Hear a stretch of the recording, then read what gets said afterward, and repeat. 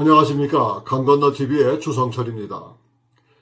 요즘 러브 전쟁을 놓고 나라 안팎이 매우 시끄럽고 또한 정치 평론가들의 서로 다른 견해로 많은 사람들이 혼돈하고 있는 것입니다. 지난번 우크라이나 대통령인 젤렌스키가 백악관을 방문한 후 거의 쫓겨나다시피 백악관을 빠져나온 후에 젤렌스키는 미국을 떠나지 않고 계속 머무르면서 미국의 좌파 미디어들과 인터뷰를 계속하고 다녔고 그 후에 유럽으로 날아가 영국 총리에게 환영을 받고 또한 지원 요청도 받을 수가 있었습니다. 이러한 일이 생긴 후에 미국에서는 우크라이나에 대한 외교 정책을 바꾸어서 우크라이나의 군사물자를 중단할 뿐만 아니라 인공위성에서 전달되는 전선 정보까지 모두 중단해버렸습니다. 이러한 상황을 보고서 유럽에서는 미국이 우크라이나에게 배서인을 다시 났다고 보도했지만 이것에 개의치 않고서 몇 주 더 지났습니다. 그러다가 젤렌스키는 전세가 기울어지는 것을 보고 트럼프 대통령과 그의 조건에 응할 내용을 담은 편지를 백악관에 보냈습니다. 그래서 이런 모든 것을 좀 정리해서 말씀드리고자 합니다. 지난 2025년 3월 13일자로 미국의 더 힐에서 보도한 내용을 정리해서 보내드리는데 정치 평론가들에 의하면 우크라이나의 유사점은 2차 세계대전이라고 하는데 그것이 아니라 한국전쟁이라고 반박했습니다. 러시아의 우크라이나의 침공은 제2차 세계대전이 여전히 우리 미국인의 상상 속에 큰 영향을 미치고 있음을 보여주고 있습니다. 세계 많은 평론가들은 나치 테러에 맞선 그 문명적 십자군을 우크라이나 방어에 비유하면서 그것이야말로 좋은 전쟁이었다고 말하고 있습니다.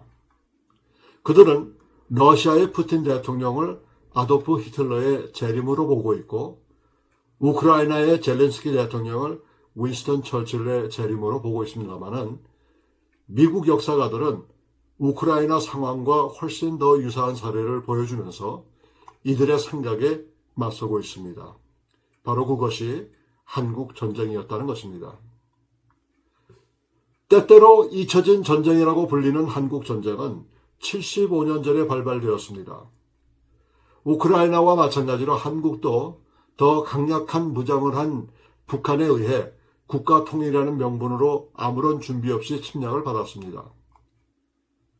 75년 전 6월 25일 새벽에 불완전한 민주주의의 국가인 한국 정부는 자유세계 전역, 특히 미국으로부터 지지를 받았습니다. 북한군은 폭풍작전 계획에 따라 38선 전역에 걸쳐 기습전으로 대한민국을 침공하면서 전쟁이 발발한 것입니다.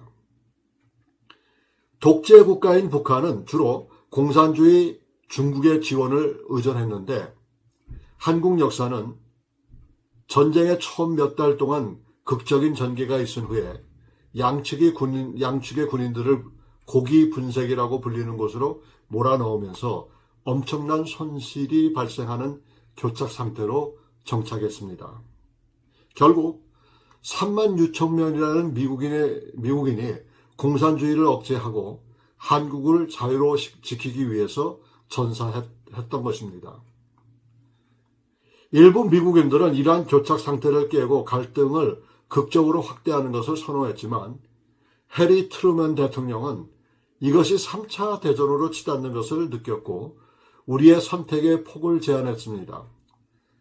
3년간의 싸움 끝에 새로 취임한 드와이트 아이젠하워 대통령은 전쟁의 진정한 비용을 아는 영웅적인 은퇴 장군으로서 마침내 휴전을 성사시켰고 양측은 기본적으로 그들의 점령한 영토를 유지하고 그들 사이에 비무장지대를 설정하는 데 동의했습니다. 아이젠하워가 휴전을 수락한 북한의 독재자 김일성을 환영한다는 비난한 사람은 아무도 없었던 것입니다. 트럼프 대통령의 우크라이나 평화 계획을 지지하는 사람들은 그가 핵 강대국의 직접적인 갈등을 피하려고 함으로써 전임자들의 발자취를 따르고 있다고 주장을 합니다. 트럼프는 트루먼과 아이젠하워처럼 자신이 확보할 수 있는 평화의 종류에 대한 실질적인 한계를 받아들인 것입니다. 그의 반대자들은 교착 상태를 계속하거나 무모한 긴장 상태를 확대하는 것 외에는 다른 대안을 제시하지 않은 듯합니다. 미국인들은 우크라이나 영토의 마지막 한 치까지 해방하기 위해서 자신들의 아들과 딸들을 희생하면서까지 군대를 투입하는 것에 회의적이었고 앞으로도 그럴 것이라고 생각하고 있습니다. 오히려 그들은 휴전이 우크라이나의 회복에 기회를 줄 것이라고 생각하고 있는데도 불구하고 말입니다. 트럼프 대통령이 제안한 히토류 광물 자원 채굴권 협정에서 약속한 것과 같은 우크라이나에 대한 미국의 투자는 우크라이나를 한국 수준의 번영으로 이끌 수 있다고 예상하는 것입니다.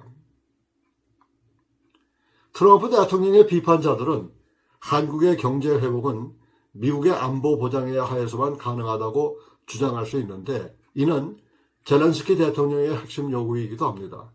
아마도 그들은 1953년 한국과의 상호방위 조약의 실제 전투를 종식시킨 휴전 후 몇 달 후에 비준되었다는 사실을 알고 있는 듯 합니다.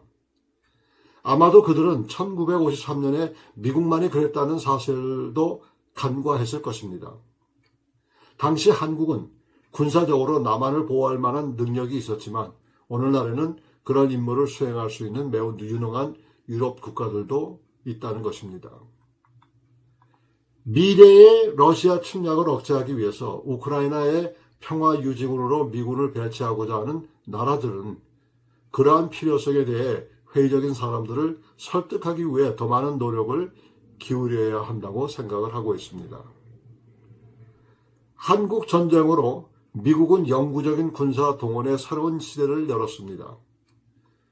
우리 군인들은 언제 어디서나 우리 국가의 이익을 수호할 준비가 되어 있으며 그들을 우리의 감사를 받을 만합니다.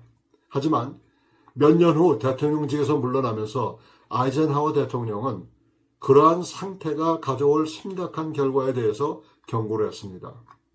그는 군사복합체가 우리 정부에서 부당한 영향력을 행사할 불필요하고 파국적인 갈등으로 우리를 몰아넣을 것을 그런 가능성을 예견했다고 할 수가 있겠습니다. 우크라이나에 대한 추가 지원을 요구하는 사람들은 회유론자들에게 그들이 그곳에서 미국의 이익에 한계가 있다는 것을 인정해야 한다는 점을 확실히 해야 합니다. 남북한이 국경을 넘어 첫 공격을 가한 지 75년이 지났지만 아직 공식적인 평화조약에 서명하지 않았습니다. 러시아와 우크라이나의 사이에 적대감은 더 오래 지속될 수 있지만 지금 당장 싸움을 끝내는 것이 그 목표를 달성하는 위한 필수적인 단계로 보이고 있습니다. 지금까지 강건너TV의 주성철이었습니다. 감사합니다.